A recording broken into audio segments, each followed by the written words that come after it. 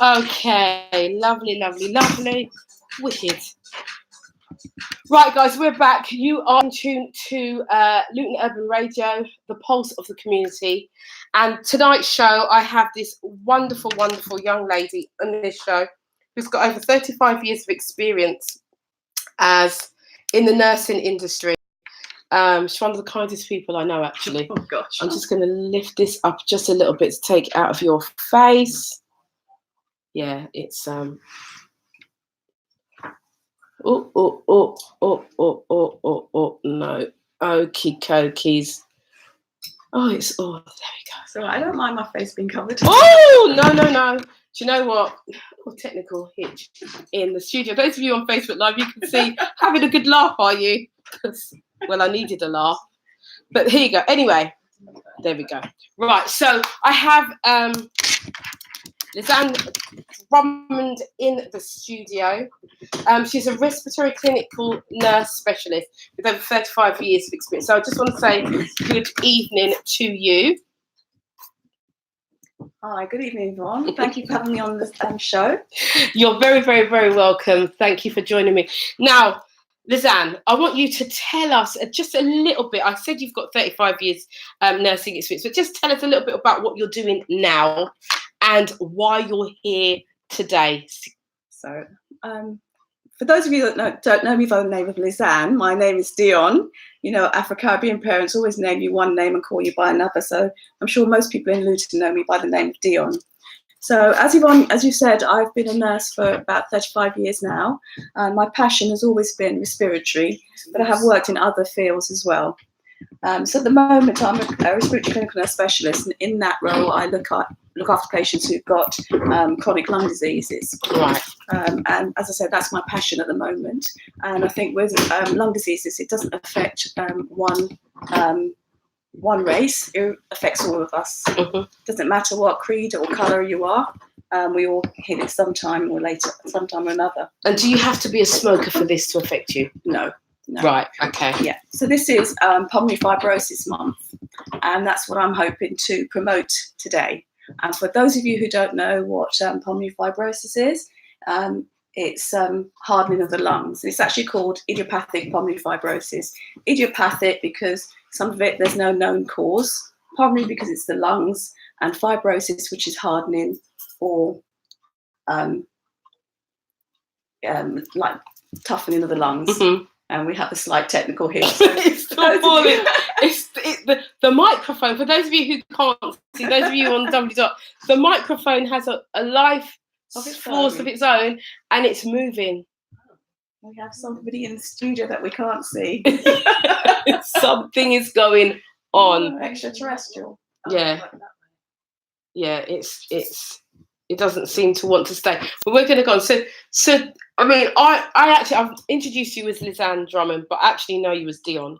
Yeah. So it's going to be difficult for me to keep calling you Lisanne. Yeah. So I'm just going to stick to calling you Dion as I know you. So you're saying that this affects everybody, and that you don't have to be a smoker for it to affect your lungs. Yeah. So as I say, some of the causes are known. So there's different causes. It could be you've got something like rheumatoid arthritis. Right. So that can affect the lung tissue as well. It could be you've had a pneumonia, and then you get some inflammation in the lungs. Right, let's see if we can. Right, so you're going to have to project your voice, or maybe we can just lay the microphone down. And then we can, because guys, those of you who are on Facebook, can you just let us know if you can hear Dion speaking? Because I know you can hear, because I've got a pretty big mouth. I know you can hear me, but I just want you to get this information, because I think it's really, really important that you do get this information, because like Dion has said, this does not affect people who do smoke only. It's everybody. So we want to kind of, right, or EDS, which is a connective tissue disorder. Yeah, know? I haven't got that fast there, rather. It's like microphone problem. Okay. So it can affect as I say, it can be a varied amount of different things. Mhm. It could be that you've had, as I say, you don't know what has caused it. It could be that you've been affected by something that you've worked with in the past.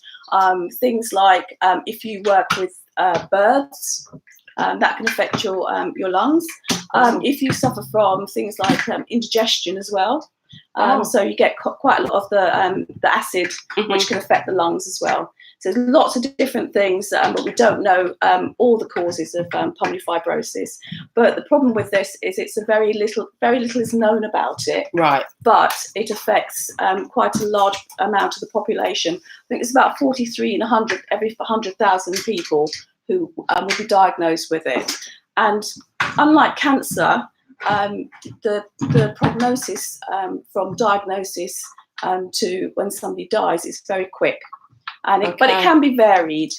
So there are some people who are quite stable and they can go along quite nicely for maybe 10 years and then they start to decline. Right. There could be some people who have just been diagnosed and, from diagnosis to death, it's maybe 3 years, sometimes less than that. That's not long at all. That's correct. And unlike if you have a cancer diagnosis, you have all the services are there for you.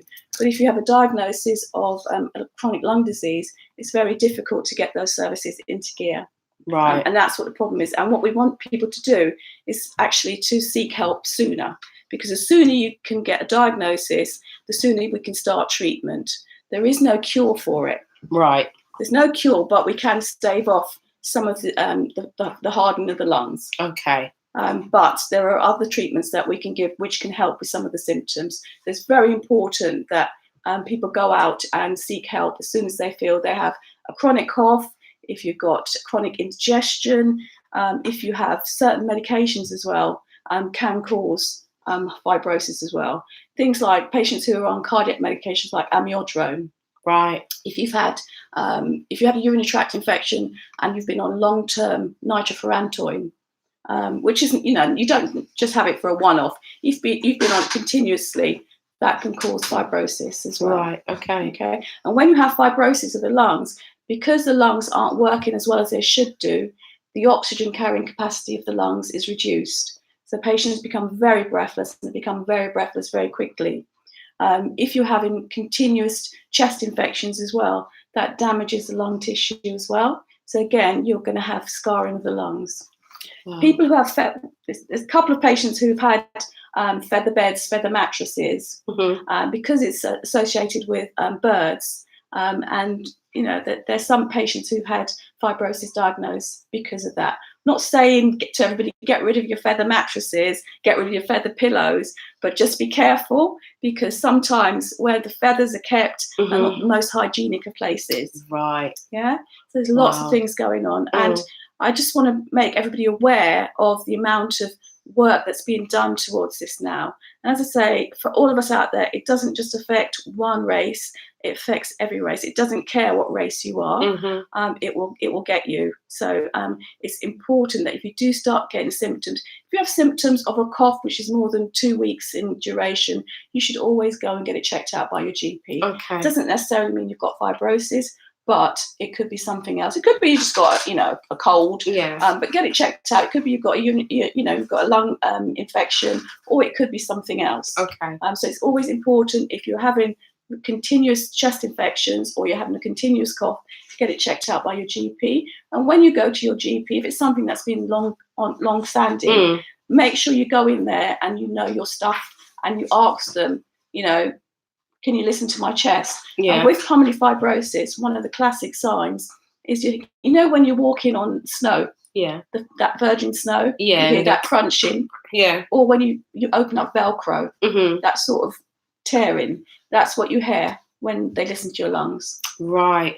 So it's very important. So would you need to go to see an expert for them to know the signs? So the signs, the GP can check you out first and do the basics. If the GP takes a good history, and that's the important thing, you need to take a good history, make sure you know exactly what the person's worked, what they've been in contact with, how many times they've had chest infections, have they got any members of their family who've had pulmonary fibrosis. Right.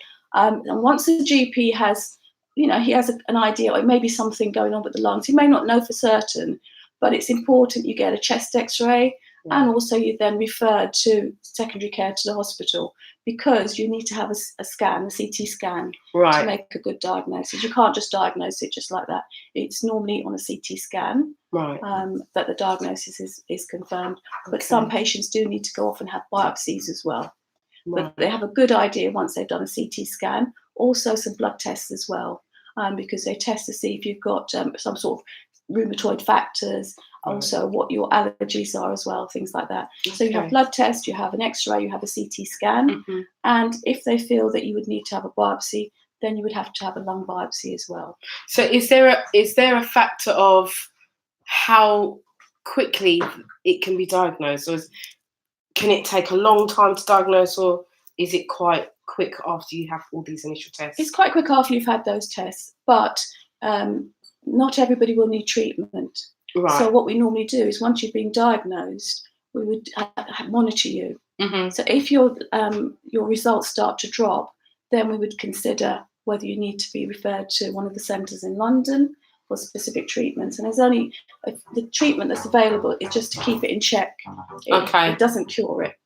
All right, so we're going to come back after the break, and Dion is just going to tell us where we can find out more information, because like she said, it's Pulmonary Fibrosis Month. So we're going to find out. So we're going to give you that address so that you can go and find out more about this disease and get more information. We will be right back after the break. Wonderful, wonderful, wonderful. Right, so we'll do that. And we'll talk about that, and then that's it. Then I'll bring in Pam, and then let me just see where my girl is. She's going to call in on that phone. Yeah, I'm just going to. So guys on Facebook, those of you on Facebook Live, we are just on a break. Oh, Nicole's saying, well done, Mum. We are just on a break, and we're going to be coming back just now. Are you free to call? And we're going to get Luan in. We're going to speak to Pam. Then we're going to speak to Luan. And then we're going to have them both talking. So we're going to do something a little bit different tonight. Never done this before with anyone on the other side of the world, having a live phone in. So it's going to be quite interesting. I'm going to give her the number as well, just to get her to 07908. So I might as well give you guys the number as well. The number to call, the studio number to call, is 07908 974 543. Yeah, and if you do go on Facebook, those of you who are on Facebook, the LinkedIn app information is on there. The information for YouTube is on there. Everything is on there for you to just, so however you want to log into the show, it's there for you. It's there for you. I'm trying to do a bit of Snapchat at the same time. Oh, what? Well, Snapchat on there. Oh, and Snapchat too. They call me the technologist, and I have no idea how any of it works. But never mind. I just try a thing. 07908 974 543. Whoa. 543 is the number to call. WhatsApp. There we go. So I've just set seconds. Okay. Hey. Right, we're coming back in 30 seconds even.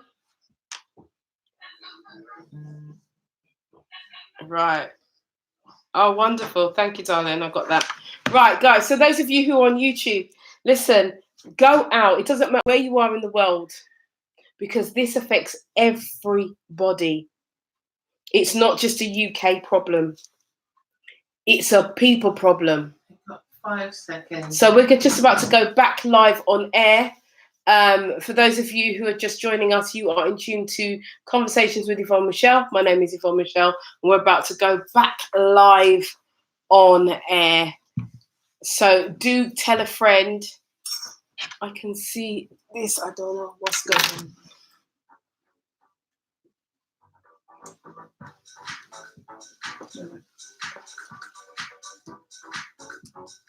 Okay. Ready? And welcome back to Conversations with Yvonne Michele. Before the break, I was talking to Dion Lizanne Drummond. She's one of those West Indian people that have more than one name. What reason, I don't know. But our parents do that. Yeah.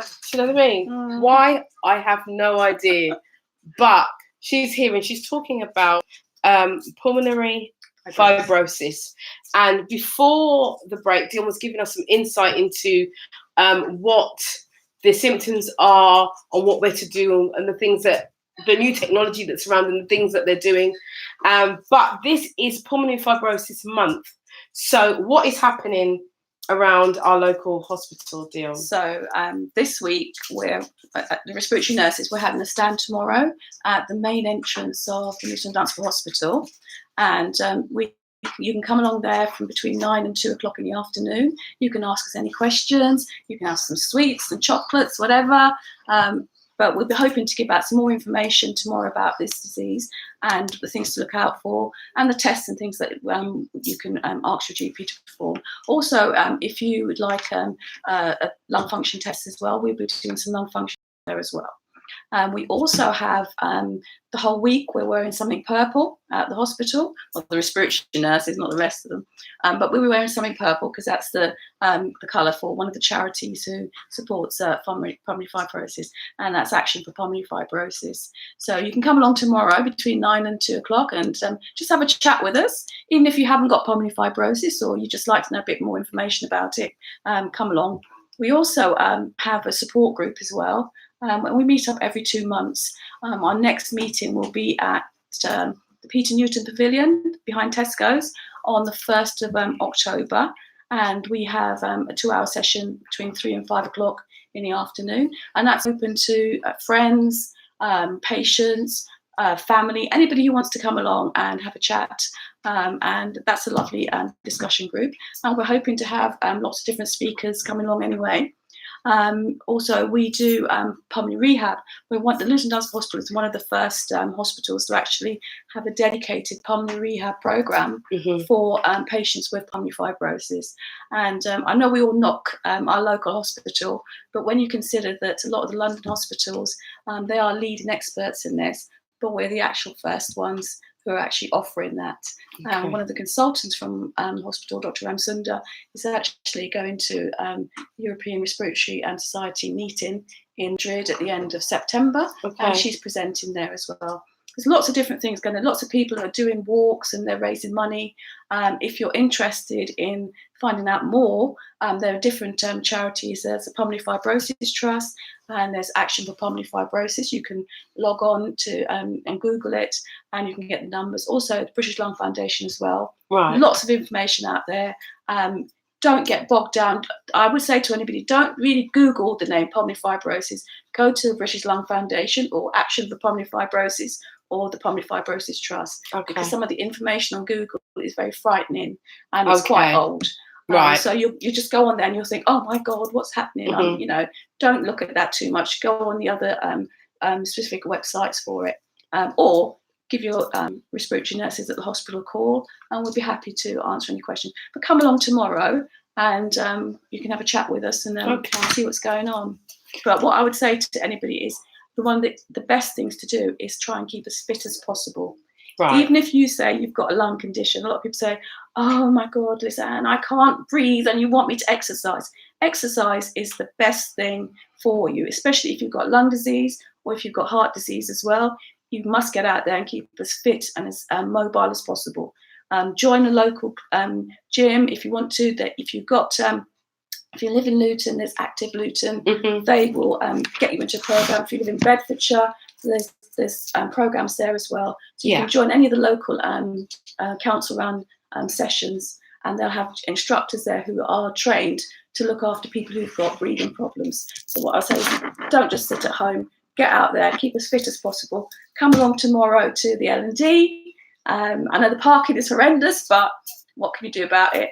Come along, 9 till 2. We'll be there and we'll answer any questions. If you've got somebody who's actually suffering from this disease and live in the local area, South Beds, we've got our own support group, which you can come to first Tuesday of every second month, 3 till 5. And we're starting up at the Peter Newton Pavilion on the 1st of October. So come along. Okay, and who have you got speaking on the 1st of Oh, we might have somebody who's sitting not too far away from me. One of the best things as well is singing for lung disease. Yeah. And a lot of the London hospitals, they have started to use singing as part of their exercise program as well. Because when you're singing, you're exercising your lungs and it helps with breathing, same as yoga. And Yvonne has kindly agreed to come along to do a little bit of motivational speaking to our group, and also to do some exercises to help with the breathing as well. So we're hoping to hear a wonderful voice on that day. So as I say, if you've got anybody in your family, it doesn't even have to be your next of kin. It could be somebody in the family who you know is suffering from pulmonary fibrosis. Come along on the 1st of October to the Peter Newton Pavilion. You'll have a singing lesson from Yvonne and some inspirational speaking as well. Absolutely. Because a lot of these people, they're very depressed. Once you get that diagnosis, very depressed, very low, and to have somebody uplifting them and telling them that, there is another way through this, it does make a lot of difference. And also enjoying a session at the same time would be fantastic. As I say, singing is one of the best ways of exercises the chest muscles as well. Yeah, I'm actually looking forward to it. We're going to have you singing. Trust me about that. We're going to have you singing your heart away. It's going to be singing and having a good time, and get some inspiration as well at the same time. So do join us on the 1st of October at the Peter Newton Pavilion, back of the Tesco by the halfway house. Right. So do come along. Bring your friends. Bring your family. Bring a flask, a thermos of tea. That's all right. Tea and coffee and some biscuits are provided. Oh, wonderful. Free biscuits and free tea. So just make sure that you tell your friends, tell your neighbour, tell everybody to come down, and we're going to have some fun as well. It's not a very nice disease, but we can make the best of life and we can have a good time while we're living. And I think that's the most important message, is to live well while you are alive. Yeah. So, Dion, thank you so much. Can I keep this flyer so that we can put the information on the thread that we have there? Thank you very much. And yes. Oh, and look, there's more information here. Don't think you can see it, but there you go. So I will read this out before the end of the show as well. Just also, and if you are a speaker, motivational speaker, and you want to volunteer some time to motivate those who are less fortunate than you, may be struggling with a diagnosis, please do give me a shout. You can private message me and then I'll pass your details on to Dion as well, because I'm sure they can do with as many motivational people helping this cause as possible. All right, so thank you so much, Dion. Really, really appreciate. And if you want any more information, you can contact. That's our chairman there of the group. Okay, P for Peter, BRYCE, P Bryce at pftrust.org. And there's a number. It's 077 104 24746. But we'll put that information on the thread. Please do support. I know that they're doing some fundraising, so if you can go down to the hospital tomorrow, do go down, say hello, put your change in the bucket. Every little helps, and we have to help this. It's not something that we get to hear about. We hear so much about cancer, and we hear so much about all these other things that are going on. People are suffering everywhere. Yeah, and we don't know what people have, what ailments or diseases that people have. So if we can do our little bit to help, that would be wonderful. And there's a Facebook page as well, isn't there? Yeah, there's the Luton Dunstable Hospital. Yeah, there's a Facebook page for Luton Dunstable Hospital. Do give and do share. Thank you so much. Can we get a little bit more of that music on? And then we will bring in our next guest, which is my darling here, Pamela R. Haynes. Yes, my darling. Thank you so much. Okay. Oh, okay. Right, so we're going to carry on the show. I've got it. We're going to carry on the show. We're going to bring in Pam, but I do want you to really think about that, because we hear about so many other ailments, but it's good to know that we have experts within our local communities who are willing to come in and share. So my next guest, we've been talking. We have been talking for, it's about a year now, isn't it? Yeah, because I was thinking, gosh, you know, okay. I'll bring mine down. Okay, can you guys hear me? Because I know I have a big mouth, you know, so let me just project my voice a bit more. How's that? Is that any better? Great stuff. So, Pam was here, I think it's just under a year ago. Yeah. Pam has written a book called Loving the Brothers, and when Pam came, you just won an award. That's right. Yeah. So Pam, tell us what you've been up to since. Oh dear. I mean, where do I start? That was May when I won the award. I think I came here the June. So so much has happened in that time. In preparation for this evening, I worked out that this is my 29th radio interview. Fantastic. In that time. So I have been learning to say yes to everything, and then working out afterwards how I'm going to fit it all in. I've been on TV a couple of times. Good for you, girl. Coming as well. So next month is not only is it Black History Month, but it's also Domestic Abuse Awareness Month as well. So October is going to be really, really busy for me in terms of speaking engagements, raising the profile of domestic abuse. So yes, quite a lot's been happening. This is good stuff. Yeah. This is good stuff.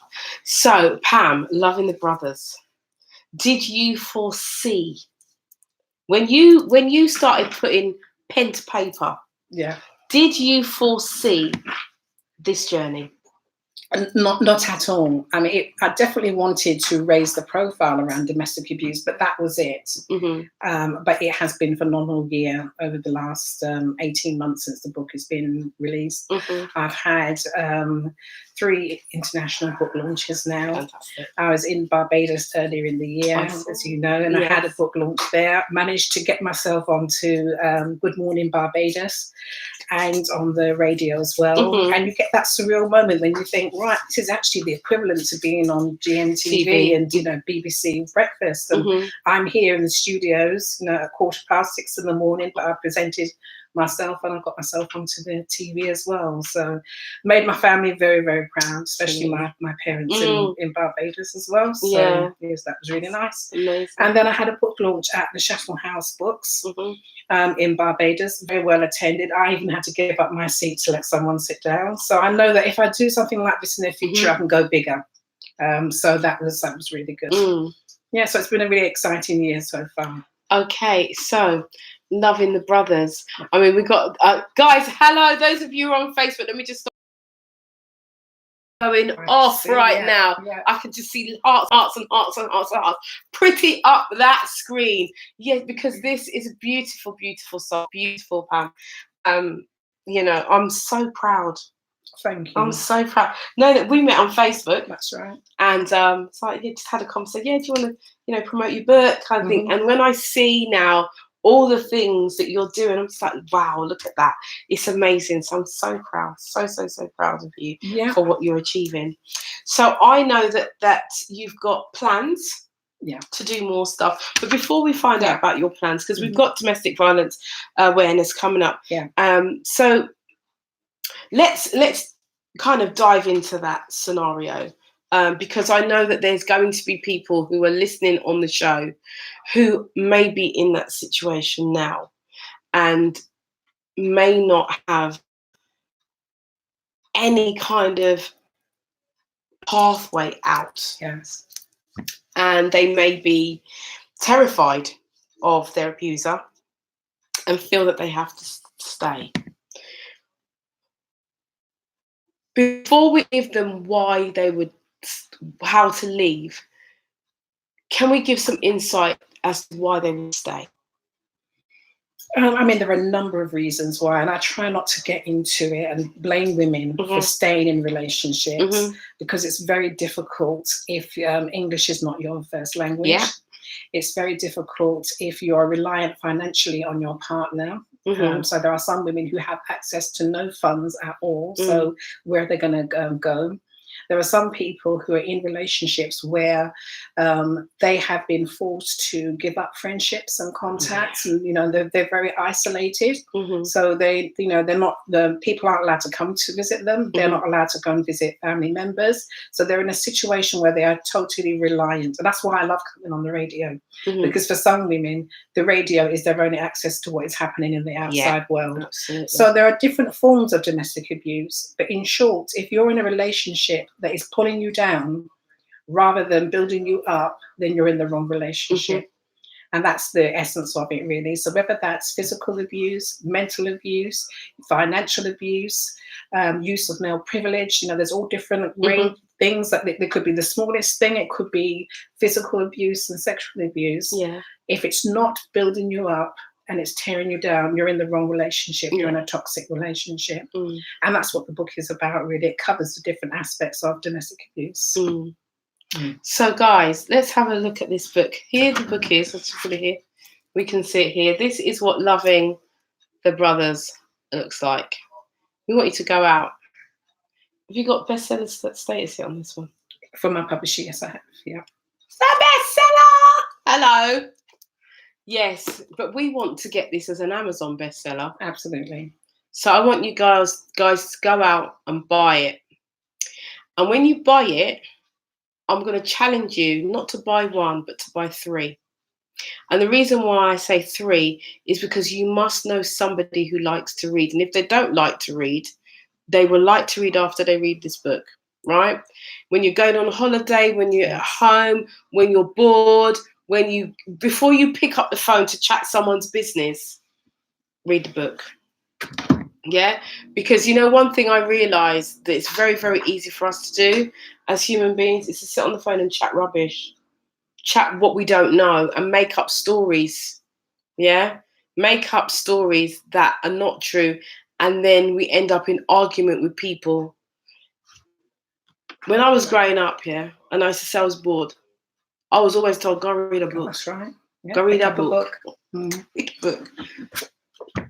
Buy 3. And gift. The best gift you can buy anybody is a book. And I had to learn that the hard way. Well, right now it's on Amazon. .co.uk, and for your listeners who are overseas, Amazon.com. But I don't know if you picked up, Yvonne, but I actually got the book into New Beacon's bookstore in Finsbury Park, and I'm absolutely ecstatic about doing that, because it took me the best part of a year to get the book into their book. They don't take every book. Okay. And I have a very strict criteria about what they would, accept. Yeah. And I managed to get the book there. So there are copies of this book. If you need to pick it up, a physical copy of the book, you can get a copy from there as well. So I'm delighted about that. Finsbury Park, guys. Did you hear what I said? Finsbury Park. Go and pick up. Janice is saying, yes, it's a definite page turner. Absolutely. This is a good book. I have my book over there. It's a good book. And we had a competition the last time you were here. Yeah. So you know what, guys, do go out, do support our own authors. We've got lots and lots and lots of people doing lots of great things. And let me just say this. And guys, don't shoot me down, because it's not a racial thing. But I do have to say this. We need to learn to support our own and not try and get bootleg copies, right? This took blood, sweat, tears to write.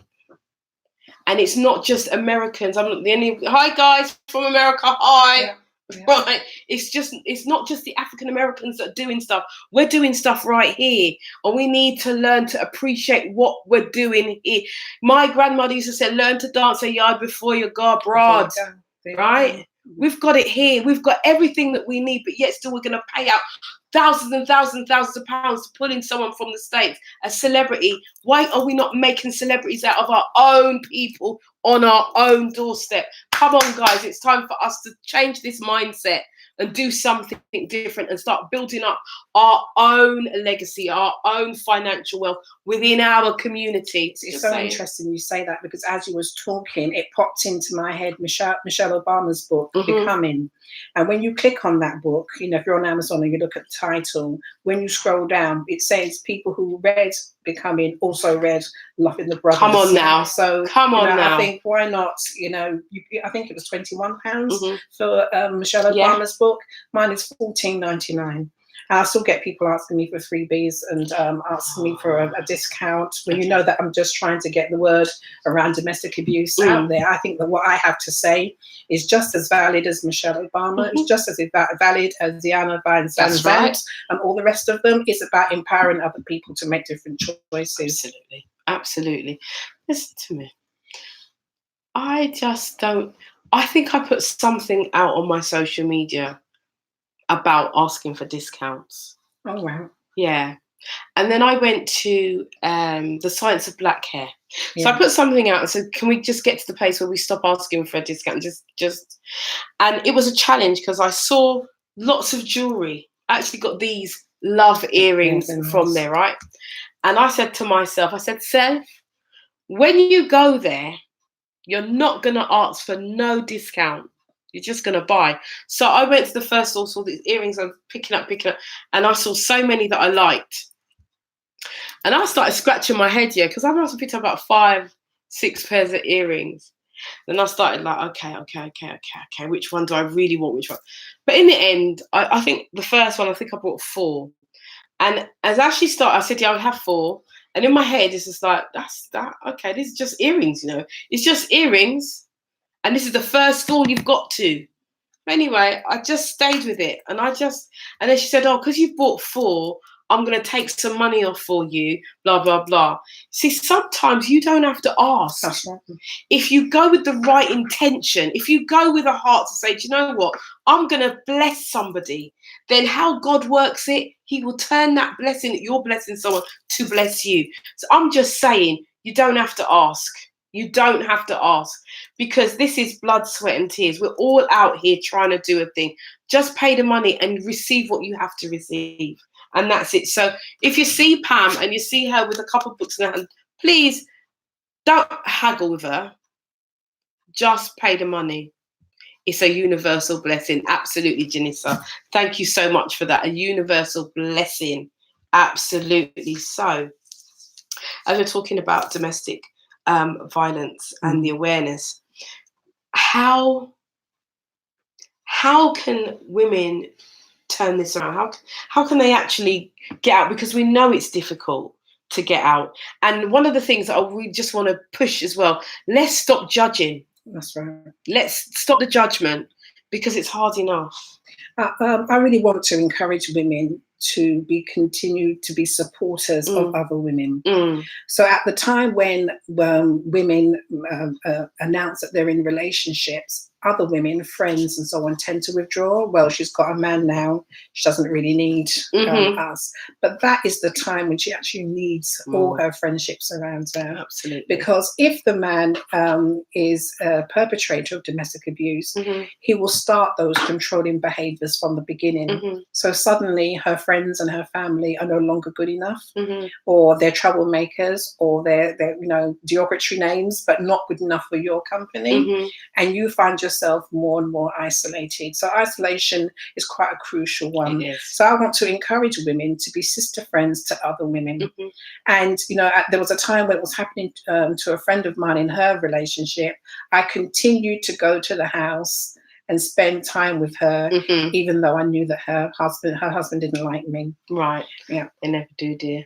Yeah, so I continued to keep that support going, and I didn't really suspect anything. I just thought I was just being a friend. Yeah. But in one of those conversations, she was able to tell me that she was actually a victim of domestic abuse and what was happening in the home. I saw telltale signs. So I saw things like, glass missing, bits of furniture broken, holes in the walls, and all of that. But the clues were all there, ready until she was able to tell me about it. Yeah. Support is one of the major things that and let me just say that domestic abuse isn't just male to female, it's also female to male.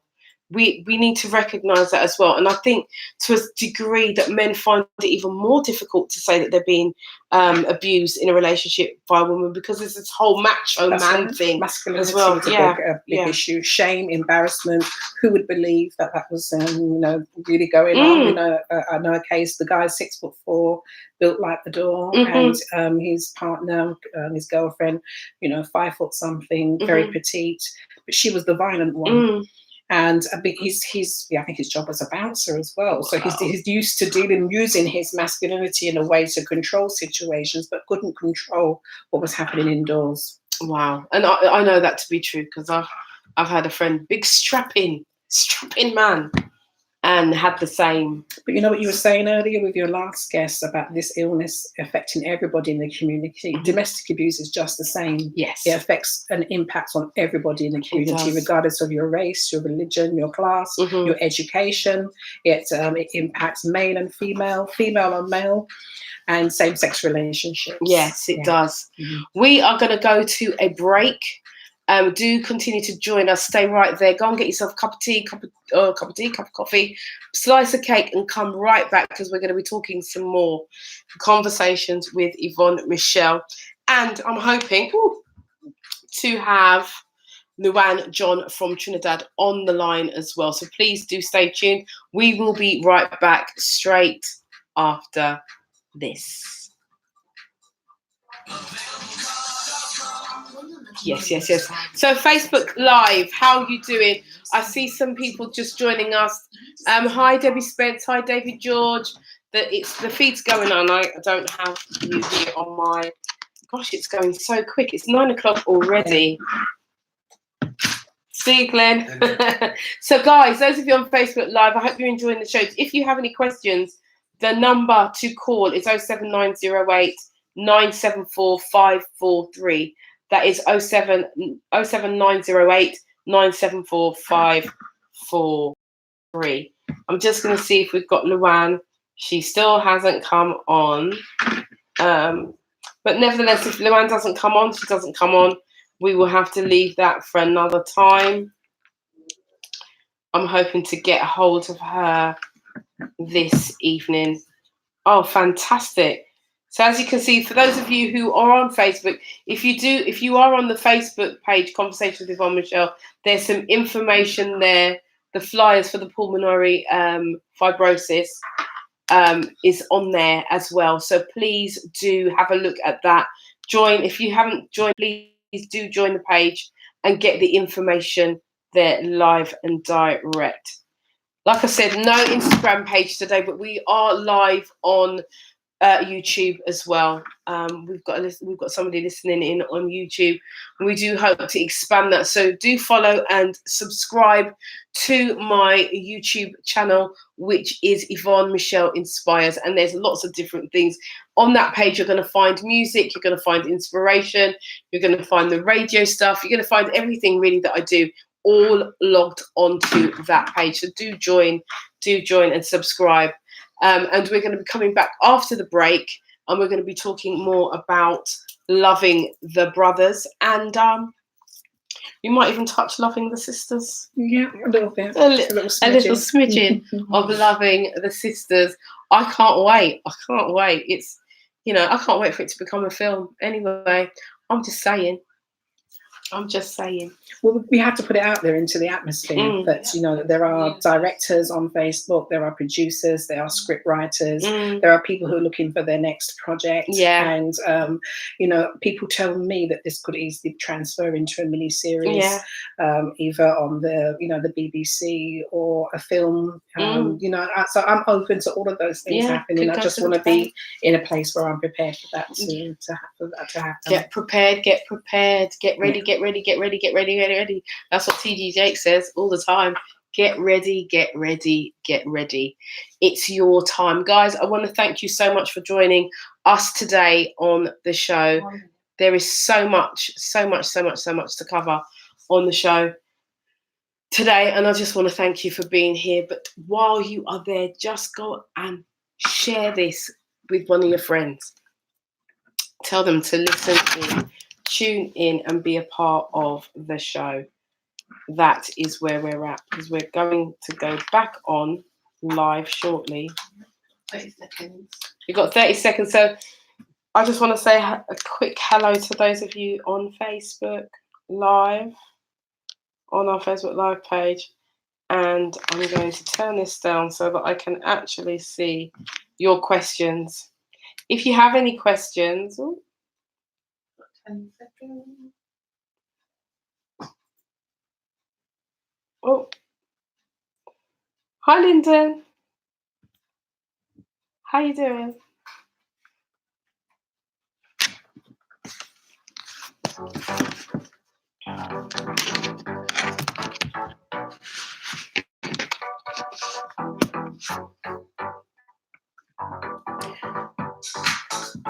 And welcome back to Conversations with Yvonne Michele. Thank you so much for joining us once again here on a Monday night between the hours of 8 and 10 on Luton Urban Radio, the pulse of the community. And we are talking about all different things tonight. We started off the show talking about pulmonary fibrosis and bringing awareness to this chronic lung disease that is no respect of no person. It hits us all, so we need to have the information so we know what it looks like, so we can identify it should it knock on our doors, or should I say knock on our lungs. Also, I'm here with the beautiful Pamela R. Haynes, and we're talking about Loving the Brothers. This is the book that she wrote over a year ago, and Pam came on the show and was sharing with us, and now we're back here again, just reminiscing really. Absolutely. And updating us to the journey that you've been on. Now, I know that the book covers domestic violence. Yes. But what I want to ask you is, would you advise women to start writing? I mean, 100%. I mean, there are 3 objectives that I have in the main. The first one, obviously, is to talk about domestic abuse. The second one is to get the book everywhere. And the third one is to get our communities writing. Right. You know, we're very good about telling stories orally. I mean, my dad used to sit us down with our hot chocolates, and I remember animal cracker biscuits, and tell us stories about growing up in the Caribbean, growing up in Barbados, climbing a mango tree, you know, fishing in the river. You know, his childhood was a world away from what I experienced when I was growing up. Yeah. But we don't write our stories down. We don't. And we see the same textbooks in schools, in colleges, and at universities. They are forever pushing their history on us. And we don't have anything in writing, or very little in writing, in terms of what our own experiences are. So I most certainly think that all of us have a book and story in us. Yes. People can just journal just for their own pleasure, you know, for their own satisfaction. You know, so a lot of people keep diaries and do journals, but I definitely think that there is a place for us to write our own stories and get our own books on the shelves. There's nothing like, you know, when I walked into Redbridge Library and I saw my book on the shelf, and you know, in fact, it wasn't there. People had the book out. So it's even better to know that there is a waiting list for people to get hold of my book in the libraries. So you can't go over that for you to know that your book has got that kind of impact. Feel at that moment when you looked in your local library and saw your own book there? I think for me, it's more how it got there, because there are conventional ways for books to get into libraries, through your publisher, and they talk to distributors and they get them on lists. But the way this happened in Ilford High Street. I was doing my own thing. I was getting ready to go to Ireland, actually, so I was getting some bits and pieces, some toiletries together. And a woman overheard me talking on the phone to someone else about doing a radio interview. Right. And she said to me, "I'm so sorry, I didn't mean to eavesdrop, but I heard you talk about domestic abuse and loving the brothers. Can you tell me a bit more what it's about?" So I said to her, it's my book. And she said, "Well, I'm one of the managers at the library, and I would love you to come along and do a talk about your book." And before you know it, we said, "Okay, I'll do my shopping and I'll pop down." By the time that I did all of that, she said, "We can work together and see if we can get your book into our library and also recommend it to the neighbouring boroughs." Wow. So the story about how it happened, I just felt that I was in the right place at the right time, the right people overhearing what I had to say. And my book is, in the library. I'm trying to get it into my home library now in Newham. Right, okay. But, I'm just really pleased. It's the story behind it. And there is nothing like the feeling of going to the library and seeing your book there. That's amazing. I think this is an encouragement to everybody listening, really, wherever you're listening from, or whenever you listen to this show, everybody has a story in them.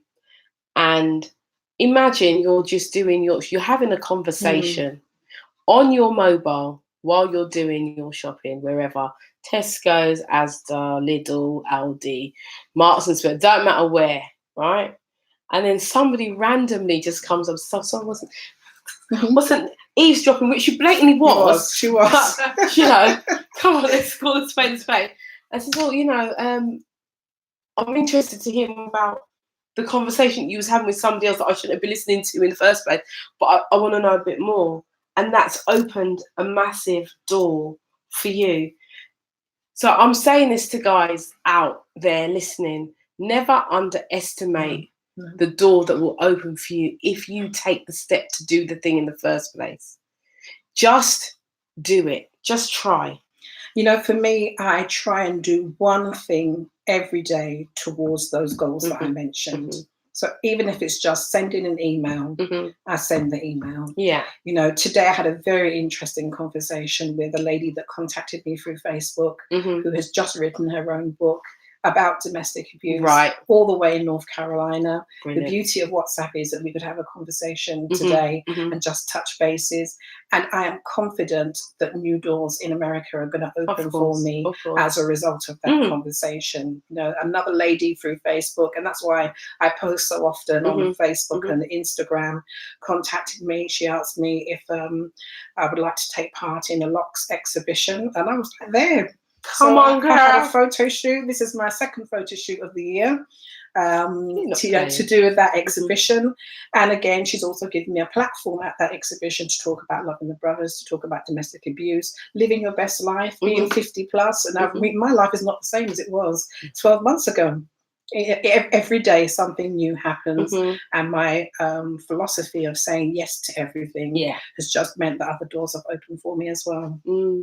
It's a good premise to work from. Say yes, just say it. That's a song, Anyway, I'm full of music today, and I'm not even playing any music on the show. Maybe we should play a couple of tracks, Tisha. Maybe we should do some tracks on the show, but maybe not today. I need to find some music. Say yes, say yes, say yes. Say yes to new experiences. You just never, ever, ever know. My only problem with me saying yes is that I just got too much things doing. Yeah. If I'm not careful, if I don't keep a good diary, I could quite easily triple book myself and forget I said yes to something. But as soon as I confirm, I put it in. I've gone from not having very much to do for Black History Month and domestic abuse aware. Now I have to say no. I can't possibly fit all those things in. Oh, wow! But it's been amazing. Okay, that's wonderful. That is brilliant, and that's what we need. So those of you who are out there, Pam, what are you doing for Black History? Have you got anything you want to promote? Yeah, I'm doing the Locks exhibition on the 4th of October. And she did a bit of filming as well, which means I'm going to be on a panel on the 26th of October. I'm going to Robin Travis's book launch tomorrow at Hackney Empire. I know that he's a friend of the station as well. He's been on here a few times. I'm looking forward to the release of his new book as well, called Solution to the Streets, which is going to be absolutely epic. And just one or two bits and pieces, in between that you'll see me pop up on Facebook, on Instagram. I'll be able to tell you about those. It's fantastic. This is Pamela Haynes, guys. Awesome. Don't feel it going anywhere, because there is more. Because we have Loving the Brothers. But a rumour has it, which is another song. They're all flowing out of me today. Rumour tells me that there's a new book coming, Loving the Sisters. Yes, that's right. And if you had read Loving the Brothers, I gave you the first 500 words of Loving the Sisters. It's not 2 years later or 3 years later. Loving the Sisters starts exactly where Loving the Brothers ended. Right. So I will take you right back to the action where I left everybody. I've had people ringing me and said, "How dare you do that to me? How could you leave me on a cliffhanger for so long? In fact, why are you talking to me on the phone? Why aren't you writing Loving the Sisters instead?" Right. Loads of things. I have put back probably after March. Okay. And I'm writing it as quickly as I can at the moment. So I'm at chapter 7 out of 26 chapters. Okay. So I'm in the process as we speak as well. And these characters are keeping me awake at night as well. So, I suppose when you switch off from all other things and you're in that time when you're ready to go to sleep, they start saying, "Oh, no, you can't. No, I've got to tell you what's going to happen next." Yeah. So it's evolving. Oh, this is so exciting. It's so exciting. And I want to build on this. I think Loving the Brothers was good, but I want to make Loving the Sisters exceptional. Yeah. And I want it to open up more doors for me, so people will get more for their money as well. Each chapter is at least twice as long as Loving the Brothers. Okay. Oh, wow. So it's going to be a really good read. I hope so. Oh, wow. Well, guys, you heard it here. You've heard it here, and you've heard it first. Well, maybe not first, but first on Luton Urban Radio anyway. That's right. Loving the Sisters. We've had Loving the Brothers. And if you haven't read it, you need to read it. And you need to buy 2 more and give those away to other people that you know. Well, it's less than 100 days till Christmas now. Great Christmas. So, if this is a book that you want to give, a girlfriend, a cousin, male or both men and women are enjoying Loving the Brothers, then I think it's absolutely ideal. I think it's, do you know what? The reason why I say about buying a book, I take it from my own personal experience. Now, I remember a few years ago, good few years ago, I thought, I'm going to be honest now, I thought that my partner was going to propose, right? And I just kind of was like, you know how sometimes we get stupid, and it's like, not stupid, but we get carried away with stuff, right? And I thought, I was convinced, right, he's going to propose and stuff. Anyway, so I think it was around my birthday, sort of Christmas, sometime, and because he kept asking me all these funny questions, and I was like, he's definitely going to propose, Anyway, so the time come for presents and stuff, and he goes, "I've got a really special present for you." So I had a few other presents, and I was like, "Oh my God, this is it." Anyway, so he gives me this parcel like this, and it's like in this shape, and I'm thinking, well, maybe it's like in a different kind of box, and it's like a flat box, and it goes in, and and I'm going to open up. He just wants to test. And I remember I was feeling it. I was like, it feels like a book, right?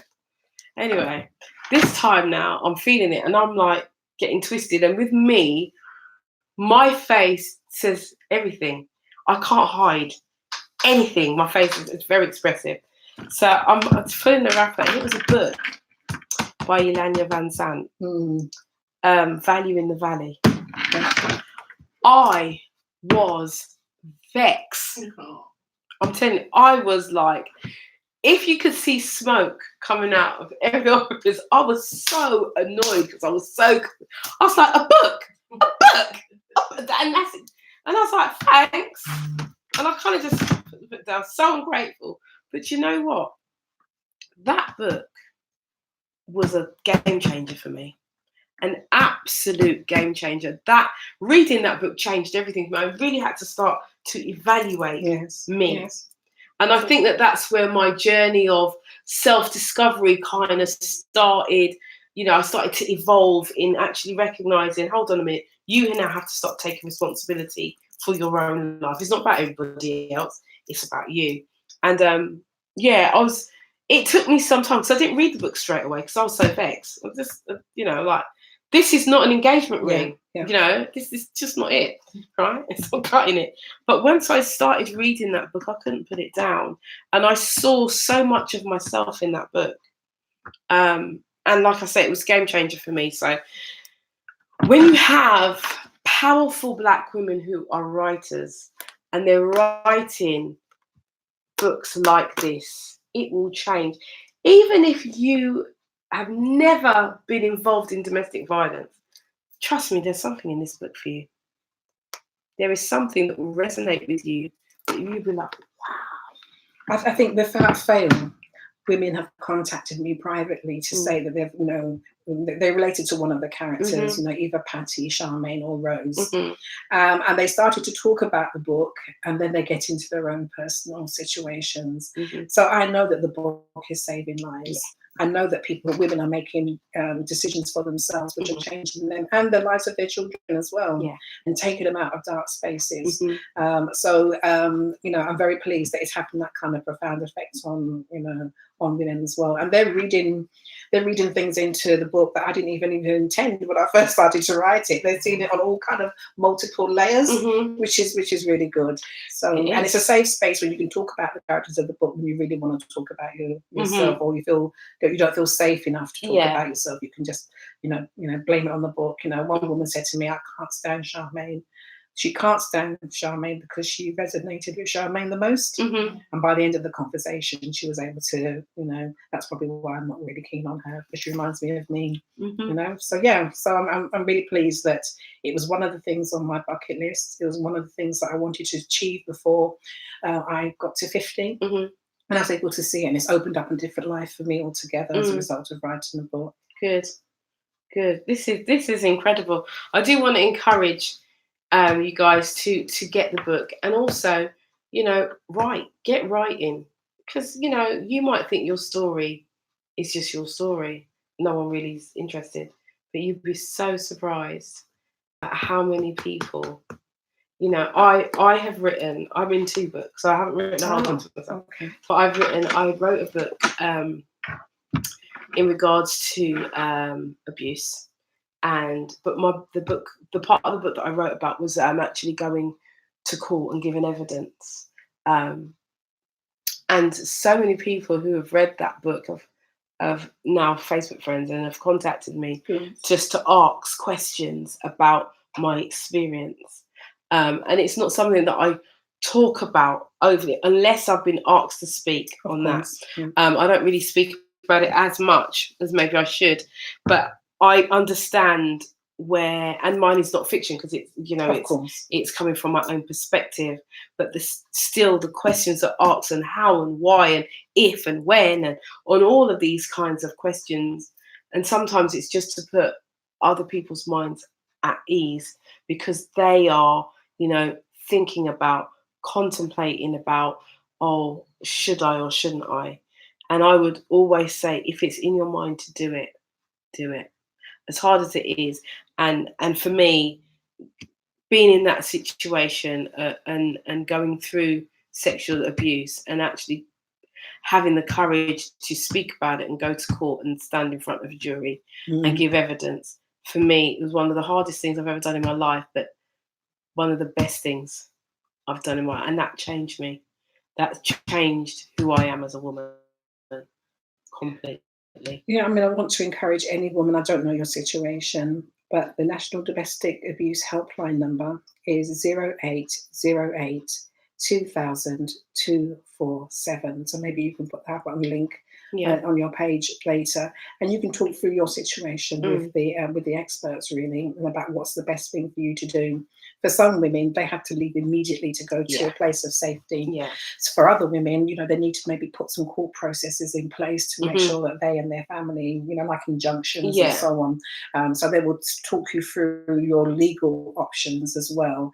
But no one should feel that they have to stay in a relationship that's tearing them down constantly. And I absolutely agree with that wholeheartedly. Nobody should stay at all. We are, it's 9:25 already. Let's see if my lady, because I want you guys to, if you have any questions that you have for Pam, just to send in your questions for me while I'm here. And while I'm just going on here, no, we still have no Luan. I'm just saying, because I really wanted to get Luan on the show, especially today, because her book is about finding the right partner as we wait. Luan is in Trinidad, and she works in radio also. Right.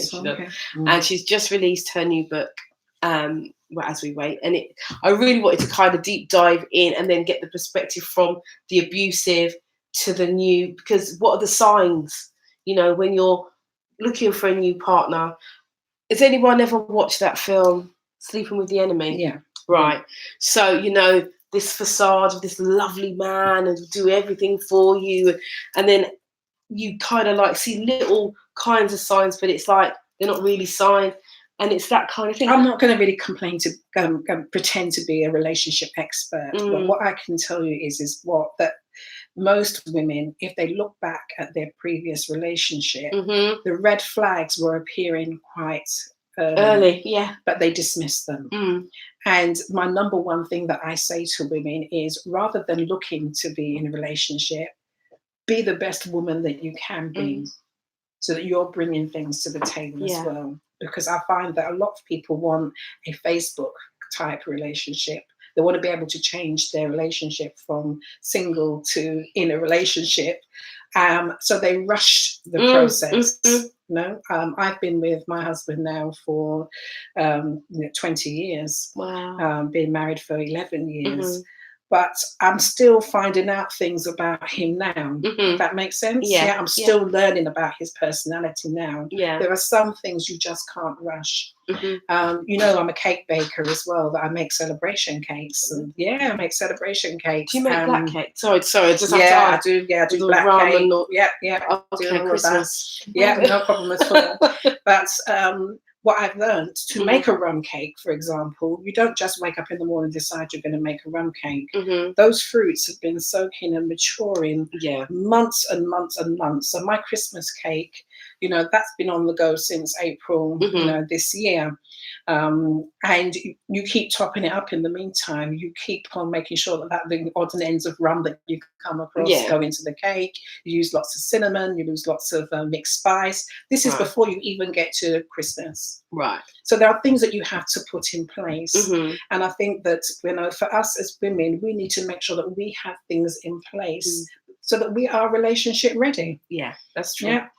Yeah. I think that if you're single at the moment, then that's absolutely fantastic. Make the use of those opportunities that come with being a single woman. It means that you can study, you can educate yourself, you can learn to drive, you can save money, you can put a deposit down on your own house. That's right. Rather than waiting around for someone to put those pieces together for you. You could be doing those things for yourself. Yeah, be your own rescue. Right. You don't need no one to rescue you. But unfortunately, what we do have, especially in this age of social media, is that people want instant cake. So the one that you can get at the shop, you can get at Tesco. Yes, you add an egg or a little bit of water, and then you mix it up, and then you bung it in the oven. Microwave cake. You can have microwave cake. How many seconds later? Done. And then, but what does it taste like? Tastes bad. Right. What are the flaws that are in the cake because you're rushing? And unfortunately, some of the women that I come across, especially clients or service users, they met the man yesterday. The man is moving in with them the same day. Right. And putting Yeah. that man around their children, a stranger Mhm, around their mhm. children. They don't know him. Yeah. I get they claim to love him, but he certainly doesn't love them. Mm. You know, so it's those kind of things that we're fast forwarding things, we're Yes. microwaving things that really should be on a slow cooker, a Absolutely. slow, low heat. What was that word? There's a word that's out now for we did a show on it. Hobosexual or something. It's hobosexual. Okay. And it's very similar to the word, but they sound the same. But homosexual is actually men who prey on women who have accommodation, and then all of a sudden they meet them today and they're in love today, and then tomorrow they're moving in. That's right. And the women are just so vulnerable or want to be in a relationship that they're accepting this, and then the man just moved in, and the only reason why he's there is because he had nowhere to live. That's right. That's right. Yeah. So we have to be. I mean, there are women who, you know, they go for children. They Mhm. go for women that are in children. They think that they can come in and take that place. Mhm. You know, head of the table, big piece of chicken. Mhm. You know, or whatever the resource the is. best cut, the best cut, isn't it? No. Whatever the resource they think that the woman has to offer, that's what they're really there for. Yeah. Well, I would love Luan to be here. We're still going to talk about, you know, we're not relationship experts, but we've been in relationships, so I'm sure we can talk about that. And I think that it's really, really important. And you touched on something really, really important, that how women are, and to a degree, there are men out there who are single, who meet women and they're just moving like that. And it's, you know, they're away with the fairies. Actually, we need to get used to people. We need to get to know. And I think especially the older ones nowadays, because I've even said to myself, when I get married, I'll probably know in 6 months. It's going to be quick because I'm of an age now where I've got no time for this long, drawn out. But actually, I don't know. I mean, no, me absolutely no anyway. Well, we are living longer. Mm. And so potentially you could be trapped, you know, if you were married today, you could be trapped in a bad marriage for 30, 40 years. Lord have mercy. Yeah. So as far as I'm concerned, there is no reason why you can't take your time. There's absolutely no rush whatsoever. I want to see a return to old-fashioned dating and courtship, where you were able to sit in each other's faces and get to know each other properly. Absolutely. I think it's really important. You know, bring back the old-fashioned dating, where you know, none of this rush. You know, can I stay over? No, go home, find something to go and read a book. There you go, read a book. We're coming up to our break. We'll be back after the break with some more talk. If you have any questions for Pamela or myself, do call us on our link. The number's in the feed. Call us, and we'll be back after this. Each and every Sunday. Hey guys. So guys, on Facebook Live, and those of you who are on YouTube, if you have a question, any question, within reason, that you want to ask us this evening, please feel free to ask the question, and we will do our best to answer it honestly and openly. Yeah. Okay, so we're at a commercial break. I don't know who we got here. I want to just say quick shout outs to some people that are listening. Oh, 52 comments. Wow, that's nice. Right, okay. Hi Taylor, how you doing? Please do join the conversation, guys. We are happy to talk, happy to give some insight. Ooh. Yeah. So, guys, while we're on a break, let me just give another plug. Actually, there is something else that's going on. We have. I'll tell you what we've got. That's not what I want. I want to share something with you because we have a great event. There's quite a few events coming up soon. No, I'll just take it off my phone, which is right. So on the 5th of October, We created our lives.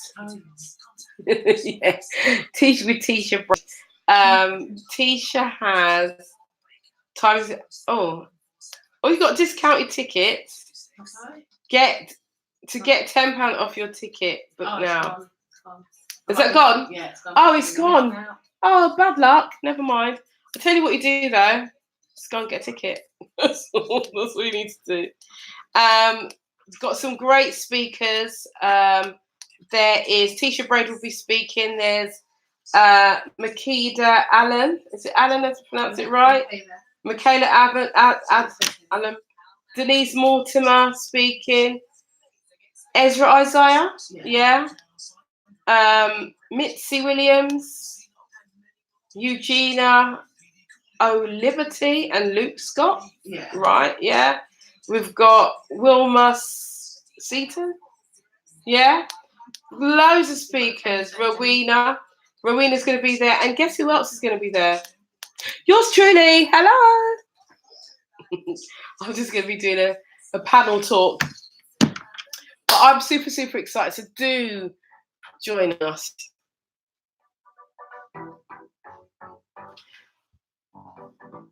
And welcome back to Conversations with Yvonne Michele.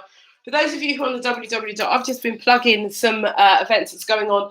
There's an event going on in London. It's going to be at Rich Mix in Stoke Newington. Is it Stoke Newington?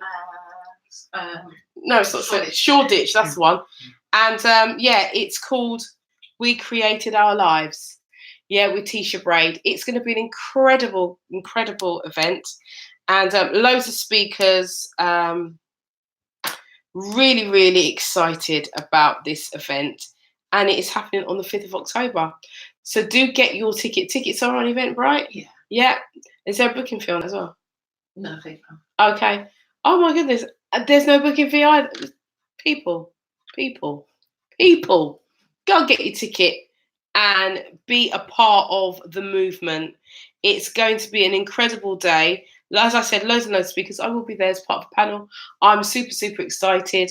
Lots to learn, covering self-love and lots of other different topics. So do join the movement and get your ticket and make sure that you're there. That's the 5th of October. Got something else to plug, actually. It's a bit of a plug moment. What day are we on? It's Monday. Yeah. On Wednesday. What date is it on Wednesday? 25th. Yeah. On Wednesday, the 25th of September, if you are looking for somewhere to go of an evening, you can join me for an evening of music, good food, good energy, and laughter at Ciro's Pizza Pomodoro in Knightsbridge, London. We are there from 9 o'clock till 1 a.m. every Wednesday. I'm telling you, if you come down, you're going to have an absolute ball. It's an incredible night. So do come down and see Triple Threat. There's 3 of us ladies. We sing, we tell jokes, we laugh, and we do accept tips as well. Anyway, but it's an incredible night. So if you like good music, good food with laughter, come down to Ciro's Pizza Pomodoro, which is in Knightsbridge in London. Plug over. Right, so guys, thank you for staying tuned. You are here with us. I am Yvonne Michele, the host, and I have Pamela R. Haynes here with me in the studio. Thanks for having me. Oh, you're so welcome, so welcome. This is going to be ongoing because when the new book comes out, you have to come back. Absolutely, I'm looking forward to that. You know, even I want the book done there as well. So I'm writing as fast as I can. I know I've got at least 3,000 people, readers in London who are waiting for Loving Sisters to know what happens next. Yeah. Yeah. Oh my gosh, can't wait. and I'm enjoying the writing process as well because I know what's going to happen. I know how it's going to end. Yeah, it's navigating in between all the chapters and the detail that I want to actually get there. And going to Barbados earlier in the year really helped me, reconnect with the Caribbean feel that I have in the book as well. Because the characters fly to Jamaica, and it was good to revisit things again because I didn't get. I mentioned mosquitoes, but but I forgot fireflies, you know, Oh that my come God. out, you Yeah, know, they're but I awful. saw Yeah. those and it reminded me that I need to include that in the book. I saw Orion's Belt, the constellation, when I was in Barbados, and I thought, you know what, stargazing and being able to see the stars in the Caribbean is such a huge thing. I'm going to have to try and find a way to weave all of those kind of things into the book to make it as authentic as possible. Yeah. So it's been a nice journey to do things like that. Oh, I'm really looking forward to the book. We are here talking about loving the brothers and it will be loving the sisters. That's right. Loving the sisters, which will be the sequel. Is that That's right? Yeah, it's the sequel to the first book, which I'm showing here again. Loving the brothers. So do go out. You can get this on Amazon. You can get this in London as well. Yeah, it's at New Beacon Books in Finsbury Park, North London. Yeah. So you can go and buy. You don't have to wait for next day delivery. You can just go and buy one. That's right. Yeah. Here. I'm also going to be at the Wellbeing, Health and Heritage event in, that's the 5th of October at Redbridge Central Library. I'll have a stall there as well. So if you want a signed copy of Loving the Brothers, that's where I'm going. So that's where I'm going to be. Fantastic. Fantastic. For those of you who have just joined us, I am talking to Pamela Haynes, the author of Loving the Brothers. It is a bestseller. We are trying to get this as an Amazon bestseller. So do yourself a favor. When you pick one up, you pick up 3 and gift one. Christmas is coming. Gift one to someone else. It's going to make a lovely gift. And like I said, I told the story of actually getting a gift as a book, and I wasn't happy. I was quite ungrateful, to be fair, in the beginning, because I thought I was going to get a marriage proposal, which I didn't. I got a book called Value in the Valley by Yolanda Van Sant. However, the book was a game changer, an amazing book. And I've read many of her books now. And we, as I said earlier, we have many authors right here in the UK. We have them right here and who are writing quality stuff. So now we have to start supporting. Support, buy one and get one and give it away to somebody. I mean, absolutely. I mean, I feel as though I'm part of a renaissance of new Black authors that are coming through. You know, if I was to grab a piece of paper right now, I think I could write about 40 new authors who have just come out, who are not waiting for the big publishing houses to come along and take their books. They're self-publishing. They're going to independent publishers. And there are at least 3 Black women who I know that have their own publishing houses now who are coming through. Conscious Dreams Publishing, Peaches Publishing, and my publisher, Marcia M Publishing in Birmingham as well. I didn't know that you were published by Marcia. Yeah. That's amazing. So, what I'm saying is that they're out there. Yes. You don't have to wait to, even J.K. Rowling herself didn't get a deal until she was already in her 50s. So, you and I still have time to get picked up, by others. But they're self-actualizing. They're getting their books on the shelves. Their books are doing very, very well. And what I like about being part of this renaissance, I'm not the only fiction writer. There are people who are writing non-fiction. They're writing sci-fi, erotica, you name it. We've even got a young lady that I met, recently called M.K. Angel, who's written a science fiction novel. She's only 14. And the confidence that you can have at 14 wait till she gets a little bit older. It's only a matter of time before she gets picked up and appearing on your show and appearing on other shows. I'd love to. She's doing really, really well. So there are loads of whoever thought I would be a creative at 51. But I am. Anything is possible. And anything is possible. It is. I would love to write an erotica book. They just looked at me like, what? I've thought about that for many, many years. And I thought, if I did, I'd have to write under a different name. But you know what? I wouldn't. Well, chapter 2 apparently is supposed to be very racy.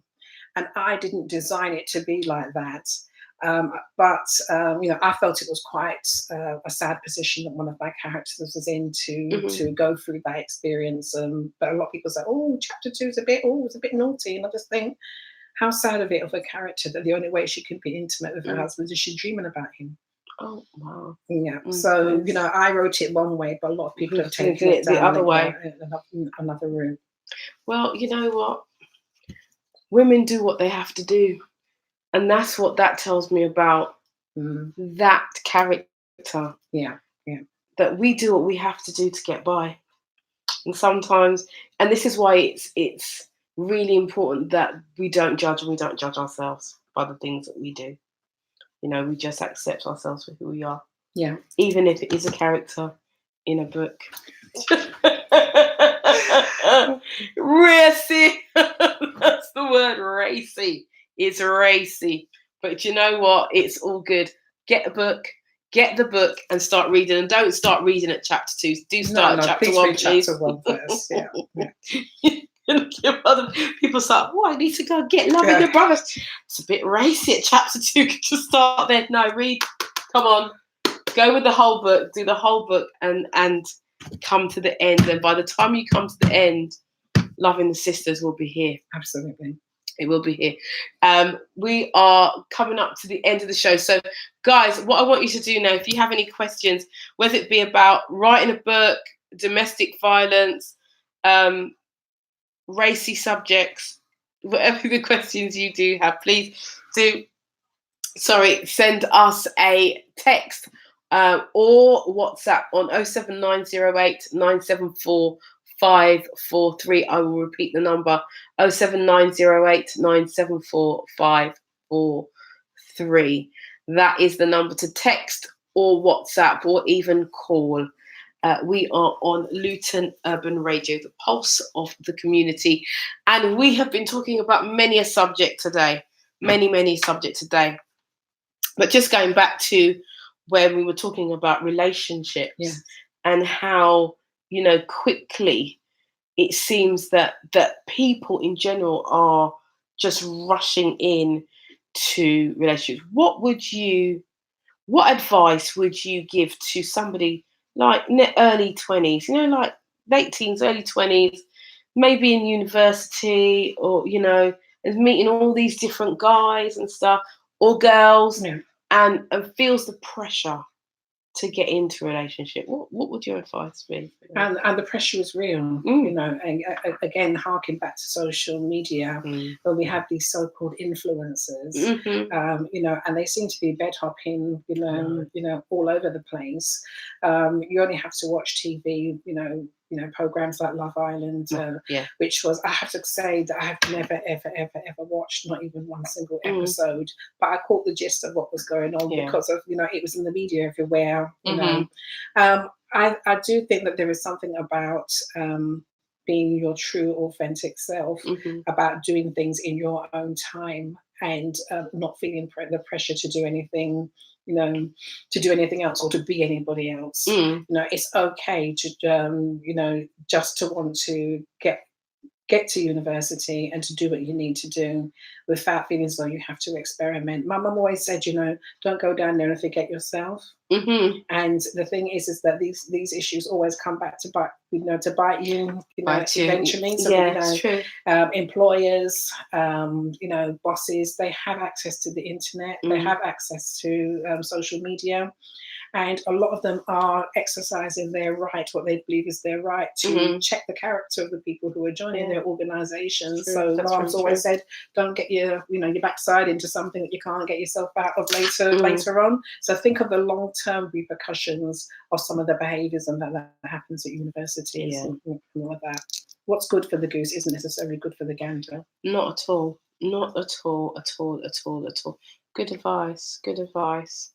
I think that, I know that there's been a lot of sexual violence going on in universities of late. Yeah. And hence why I thought I'd just throw that question out. And the same advice that I would give to the girls, I would give to the boys too.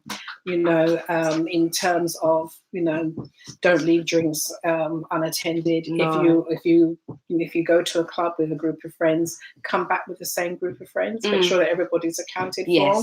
Don't leave anybody behind. That's right. Those kind of advice. If you get a young person that says, that they want to, go off to somebody else's dorm, or they want to go onto a party, elsewhere, make a pact while you're sober. Yes. That's not the behaviours that we're going to be accepting.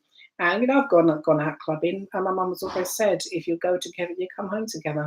That's true. So yes. it's those kind of rules, really. Mm. Not leaving drinks unattended, not accepting drinks unless you've seen them poured for yourself by the bartender. All of those things. If you're into recreational drugs, I would say don't do it. But I mean, I'm 51 years old. That's wasn't never my thing. But make sure that you're doing that in a in a sensible manner. Yeah. So I think I'm all for having fun, but make sure that it's safe fun. Yeah, absolutely. Guys, you're hearing it here. It's so important that we give the right information to younger people who are coming up as well, and remembering where we're coming from as well. Remembering, yes, we are the age that we are, and the young people may find it a bit stuffy, but you just give them the why as well, and let them know this is how you protect yourself, and not you get yourself into any difficult situations unnecessarily. So it's have to keep the conversation going. I mean, one of our sons is away at the moment, and when he was packing, I did say, so you packed contraception, didn't you? And he was like, oh my days, mum, feeling embarrassed. But the thing is, there are other things you can be embarrassed about, but this is not one of them. So it's about having that conversation and putting the embarrassment aside and being quite frank with our young people about what they need to do, if that's what they're going to do, what they need to do to look after themselves. Absolutely. I think whether you're in a two-parent family, or one-parent family, or a single parent family, you have to have those conversations. And I know that when my son was at his time, we had that conversation, and I provided him. There you go.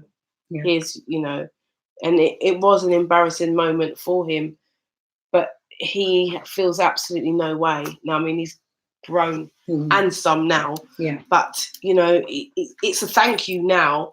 I mean, he's a dad now, but he's of age to have, and so, having the gift of my grandson it's a tremendous gift, but it wasn't before he was ready. Absolutely. And it's not just about pregnancy, it's about other things. There are other things. You want to protect yourself, sexually transmitted diseases and stuff like that. You want to protect yourself from those kinds of things as well. So, just be mindful, especially those who are out now at university, because, I was approached by some young people to speak at a couple of universities because of these things and the sexual abuse that was going on within that arena. So I know that it's happening, and whether they've taken it further, whether they've gone to the police and all of that, because a lot of the time these things go undetected. Absolutely. And it's a thing of feeling shame and not feeling empowered enough to say that this is feeling responsible. If you're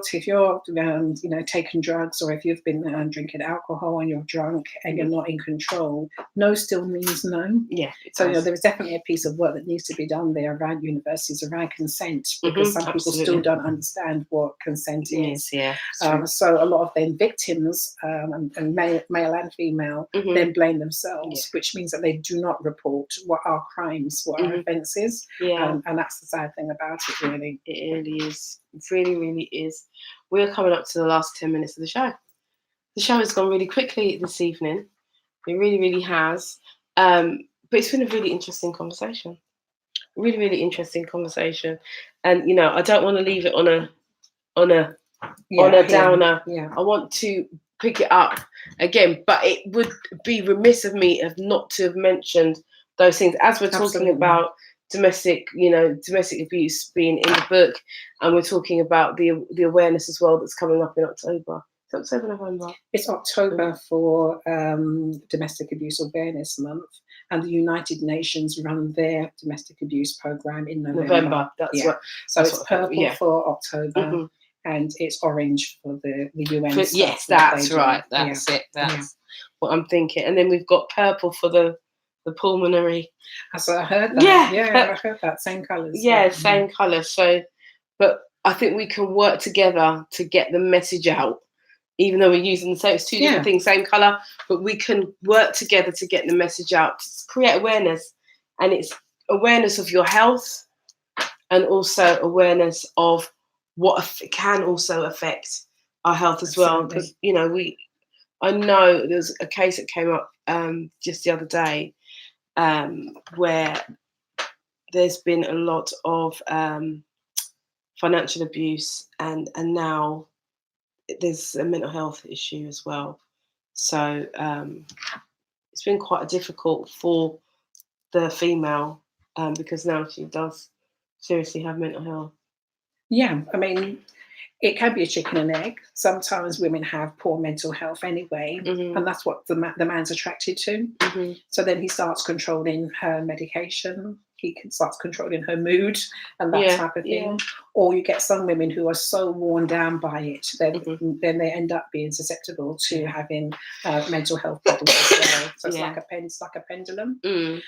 But I'm forever wanting to encourage women who are brave enough to do something about the situation. Imagine being that low, knowing that it's wrong, and you finally take action to put things right. So women who are survivors of domestic abuse are some of the bravest women that I know. Absolutely. And they go on to move heaven and earth in their professions. They become qualified, they become educated, they make sure that their children are well looked after, and their children self-actualize. They write books, they're creatives, they work for local authority, they have their own businesses, they are magistrates. They are, so they're in every profession who are just movers and shakers in their community because they decided one day that enough was enough. And they got up. And I can tell you that domestic abuse is survivable. You can go through it and come through the other end. You can have wonderful relationships, wonderful marriages, and and enjoy everything that comes with being with another human being. It is all possible, because I meet women like that all the time who tell me that they're in a much better place now than when they were. Yeah, absolutely. And we know that the foundation of relationship for anyone is having a relationship with yourself and actually acknowledging that you are important enough to make that change. And so if you are out there, I don't know if we've put the domestic violence helpline on the thread, but if there is anybody out there that has been listening to this conversation who has been affected by domestic abuse, the number of the helpline is 0808 2000 247. Okay. Did we get that number? Can we repeat that? 0808 2000 247. Lovely. Just so that we know. So, I don't want anyone, I would hate to think that, we're having this conversation and somebody listening online or on Facebook and they're hearing this and like, I didn't get the number. Yeah, I didn't get the number. So if you didn't get the number, know that it's in the thread on Facebook. It is there. And if you don't know, if you're still stuck, just go on to Google and get the number and get yourself some help. But we encourage you and we stand with you whilst you go and get that help. Yeah. So we're coming up to the last few minutes, or the last 5 minutes of the show.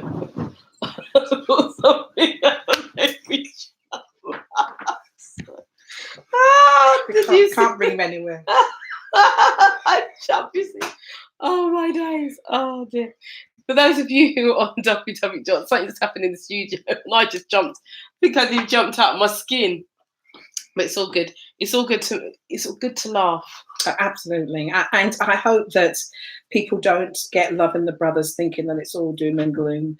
There are some very interesting and very funny characters, in the book. Yeah. There are women that are traveling to the Caribbean for the first time who have some really wonderful, experiences while they're there. There's music in there. There's food in the book as well. And everybody has found something that they've related to.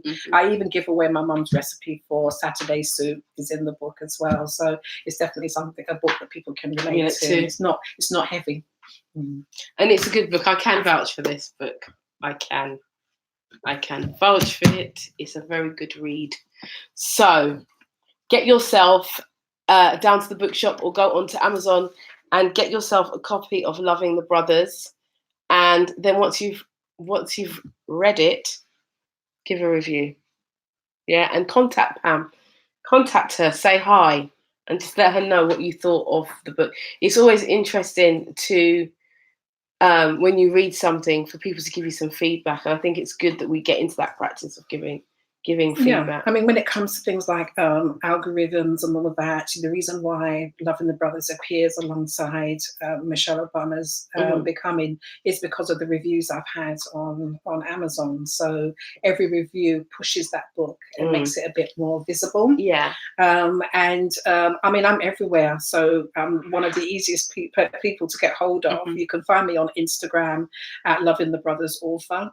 You can find me on Facebook at Loving the Brothers by Pamela Haynes, which is my author page. I'm on Twitter at Pam Haynes, and I've got a website which is lovingthebrothers.org as well. So I'm absolutely everywhere. If this lady was able to find me in North Carolina and contact me today, then anybody in the UK can contact me as well and have that discussion.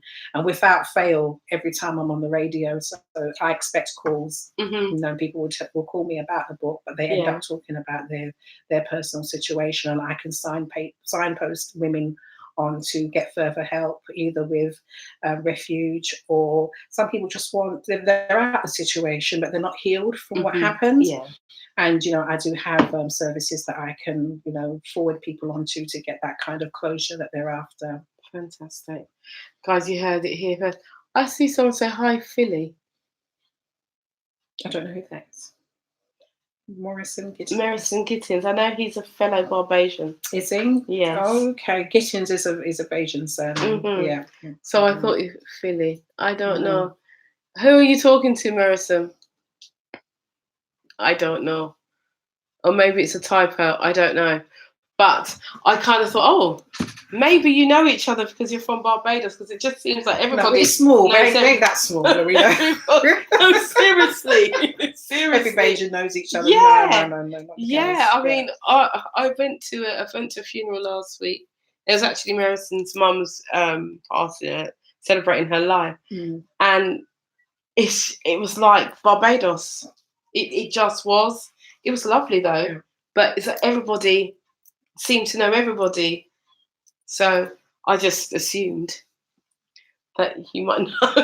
I don't know, but listen, we've come to the end of the show. Gosh, I see. He's talking to his sister Philida, who's also watching today. I see. Thank you guys for joining me today. We will be back next week between the hours of 8 and 10 on Luton Urban Radio. Conversations with Yvonne Michele. Do join me next week. We will be, I can't remember who I'm talking to next week, but somebody will be here. Don't worry. Just come. I don't know what's going on. But do remember to get your tickets for She Created a Life. Do remember, if you want to be on that live free webinar, please join the Facebook group Inspired Sessions for tomorrow at 7 p.m. or How to Live Your Best Life. This is your girl, Yvonne Michele. I am signing out. I'm sending you much love, positive energy, and sending out a blessing for this week. Look after yourself. Do good. Mwah. Ciao.